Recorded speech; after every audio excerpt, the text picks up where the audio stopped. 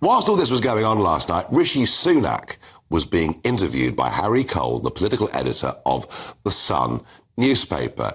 Have a look at what he had to say about his Rwanda bill and the European Court of Human Rights. I believe that our scheme, including the Rwanda part of it, all our plans to tackle illegal migration. Let me just answer the question, Harry. I believe that our plans are compliant with all our international obligations, including the ECHR. But I believe that border security and controlling illegal migration is more important than our membership of any foreign court. Well, there you are. It sounded really good, didn't it? But did he actually mean it? Would he seriously consider us saying to the European Court of Human Rights, we can't put up with this. We can't have you stopping planes going to Rwanda, as you did a year ago. We're actually going to leave. Did he actually mean it? Well, I tell you what, I was absolutely certain as soon as I heard about this that what he was doing was telling an audience what they wanted to hear, that he didn't mean it for one little bit. Well, this afternoon, we sought clarification on this, and GB News' political editor, Christopher Hope, asked this question of number 10, Downing Street. And he asked, and he said, GB News are reporting that Rishi Sunak would consider leaving the ECHR. And the response was, no, only if the planes were stopped from going, then we would consider the option of leaving. Well, let's just think about those words one more time. Is he saying he just wants to look at it, or is he saying he really intends to do something? He's saying if it came to it and the ECHR was the block on the Rwanda scheme, we would consider leaving. Yes. So we would consider leaving. Not we will leave, not we will give the British people a referendum. I don't believe a single word of it. I haven't believed a single word Sunak or any of his predecessors have said on stopping illegal immigration. I'll ask you, what do you think? Does Sunak actually mean it? Love to get your thoughts. Farage at gbnews.com. I'm joined down the line by Martin Howe KC, barrister, specialist in European Union law, and somebody who has become, after a period as chairman of Lawyers for Britain, but someone who's become, I think, increasingly disenchanted with the Conservative Party and with their statements. You saw what he had to say, Martin, on The Sun yesterday. He didn't really mean it, did he? I agree with you. I think that this was what our American friends would call a complete nothing burger. If he was serious, that the European Convention on Human Rights has been causing disastrous problems with our ability to control our borders and prevent illegal migration for years. He has had 18 months as Prime Minister. It was evident when he became Prime Minister that it was impossible within the context of the ECHR and its very activist court to maintain control of our borders. And he's done absolutely nothing about it. Indeed, the only thing he's actually done was to sack Suella Braverman because she wanted to get serious about the immigration problem. I think my assessment is that he has not the slightest intention of doing anything serious to stop the boats, despite all his protestations. He will not do what is necessary. He ordered his whips to get the amendments to his Rwanda bill that might have made it more effective voted down and resulted in a bill which will be completely ineffective and I think is a piece of performance art.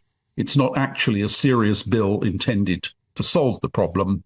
It's just a piece of political theatre designed to make him look tough.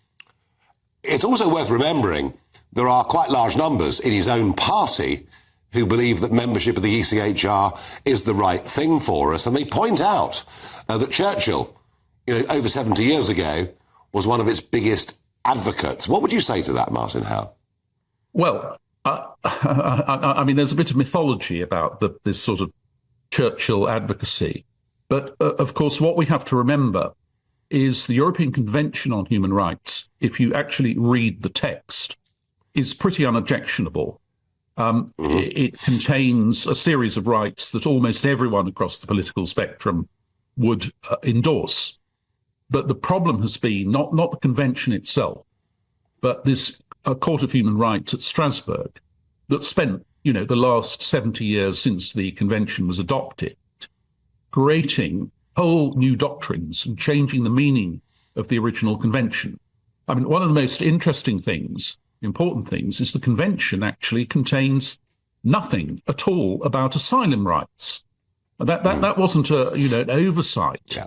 That was deliberate, because in fact the subject of asylum was meant to be dealt with by a parallel convention called the Geneva Refugees Convention. But what's happened is the Strasbourg Court has created a whole series of doctrines which has gummed up, completely gummed up the works when it comes to trying to deport illegal entrants from the UK. Well, that's certainly how it looks to me. Martin Howe, KC, thank you again for joining us on this programme. Well, I'm joined down the line again by Shoaib Khan, immigration lawyer. And, the point that Martin Howe was making is that this was all well and good over 70 years ago. We know why the court was set up. We know what the convention was for. But through judicial activism, it's now on overreach. What say you to that? Yeah, hi. I'm not sure what we mean by judicial overreach, really. I mean, if we give, judges the duty that they have to adjudicate cases according to a certain law, then that's a duty. They should do that. But secondly, I think, we need to just look at the statistics or the figures to see it's hardly an interventionist court. Every year we have maybe 2, 3, 4 at the most judgments against the UK. That's absolutely nothing. In terms of the percentage of cases, only 2%, 3%, 4% of cases brought against the UK result in a violation or a breach being found. So I think, if anything, the court isn't interventionist at all. It does apply what's called, the margin of appreciation, or basically deferring to government, saying, they're the national governments, they know about their country, they know about the community, they know about their society. We need to defer to that. And I think that, the European Court is very, very precious about that and very, very careful about that. Even in terms of, Rule 39, the interim orders, the injunctions, as they're called in the UK, that, became, a huge highlight in the media as well. There's only a handful, maybe 1, 2, 3 in a whole year. I think in the whole of 2023, we only had one interim injunction against the UK. And that was about, yes. But here's the point. The Rwanda bill is very much the centrepiece of what the government wants to do, wants to show the electorate that we have the ability to send planes to Rwanda. And it was an unnamed judge from that court at 10 o'clock at night that stopped the plane from going. That's the point here, isn't it? Well, it is, but good for the judge, because look what happened. Look at the chronology that we now know. The High Court at the time, the UK High Court, found the bill to be lawful. Obviously, those people then went to the ECHR, who stopped it and said, until the Supreme Court has had its last word, the flights will not be allowed to go. And the Supreme Court found it to be unlawful. If those people had actually been flown over, we would have had to bring them back. The UK Supreme Court, and not relying on the ECHR, relying on the Refugee Convention, found that it would have been unlawful for those people to have been flown. So, thank you to the ECHR judge. Our High Court judge was wrong at that time, on that day. The ECHR was right. And our Supreme Court proved that. So, of course, good. Just imagine the hassle and the money if we had flown over all those asylum seekers there. They had spent a year in Rwanda, and then we had to spend money bringing them all back. So we need to thank the ECHR for that.